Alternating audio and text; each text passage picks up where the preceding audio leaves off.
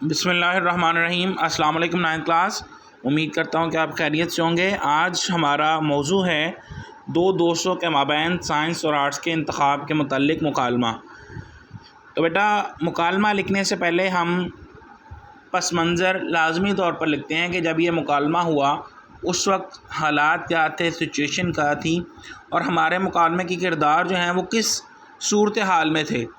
تو پس منظر لکھنا لازمی ہوتا ہے اور اس کا 1 نمبر ہوتا ہے۔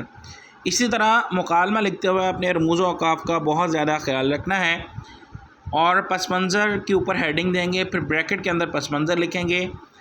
مکالمے کے کردار جو ہیں ان کے نام مارجن لائن کے اندر لکھیں گے، مارجن لائن کے باہر نہیں لکھیں گے۔ اور مکالمے کے کرداروں کے نام لکھنے کے بعد 2 ڈاٹس لگائیں گے جن کو کالن کہتے ہیں۔ آپ نے اس کے آگے ڈیش لگا کے اس کو رابطہ یا تفصیلیہ نہیں بنانا۔ آغاز کرتے ہیں۔ حامد: السلام علیکم علی۔ اب یہاں پہ چونکہ السلام علیکم بھی بولا اس نے اور علی کو مخاطب بھی کیا، تو یہاں پہ السلام علیکم اگر کہا جائے یا السلام علیکم کے ساتھ کسی کا نام لیا جائے تو اس کے بعد ندیہ کا نشان آتا ہے۔ السلام علیکم علی، کیسے ہیں آپ؟ اب یہ سوال پوچھا گیا ہے کہ آپ کیسے ہیں، تو اس کے بعد کوسچن مارک سوالیہ نشان ڈالا گیا ہے۔ وعلیکم السلام، سلام کا جواب دیا، تو اس کے بعد بھی چونکہ یہ بھی دعائیہ کلمہ ہے تو اس کے بعد بھی ندیہ کا نشان آئے گا۔ میں خیریت سے ہوں، آپ سنائیں۔ آپ سنائیں بھی ایک سوالیہ جملہ ہے کہ آپ سنائیں آپ کیسے ہیں۔ حامد جواب دیتا ہے میں بھی الحمدللہ خیریت سے ہوں، یہاں کیسے آنا ہوا؟ اب پھر جہاں جہاں سوالیہ نشان جملہ آئے گا وہاں سوالیہ نشان بھی لگانا ہوگا۔ علی: آپ تو جانتے ہیں کہ 2 روز بعد جماعت نحم کا آغاز ہونے والا ہے، لہذا میں جماعت نحم کی کتابیں لینے آیا ہوں۔ حامد: جی ہاں، میں بھی اسی کام کے لیے آیا تھا۔ آپ نے یہ کون سی کتابیں خرید لی ہیں؟ علی: مجھے یہی کتابیں خریدنی تھیں کیونکہ میں نے آرٹس مضامین کا انتخاب کیا ہے۔ آپ نے کون سے مضامین منتخب کیے ہیں؟ حامد: میں نے سائنس مضامین کا انتخاب کیا ہے۔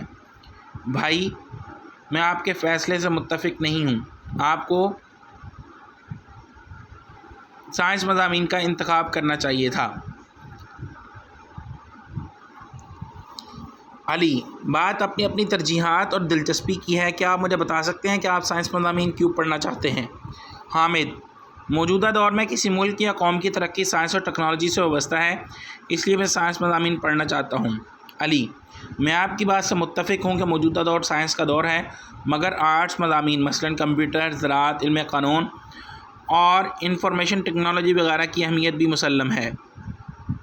حامد: آپ مستقبل میں کیا بننا چاہتے ہیں؟ علی: میں LLB کرنے کے بعد ماہر قانون بننا چاہتا ہوں تاکہ مظلوموں کو انصاف دلا سکوں، اس لیے سائنس مضامین پڑھنا ضروری نہیں، لہذا میں نے ان کا انتخاب نہیں کیا۔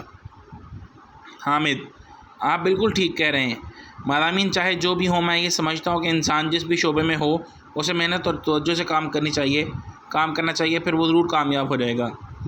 اب میں چلتا ہوں، مجھے اجازت دیں، اللہ حافظ۔ حامد: اللہ حافظ۔ تو یہاں پہ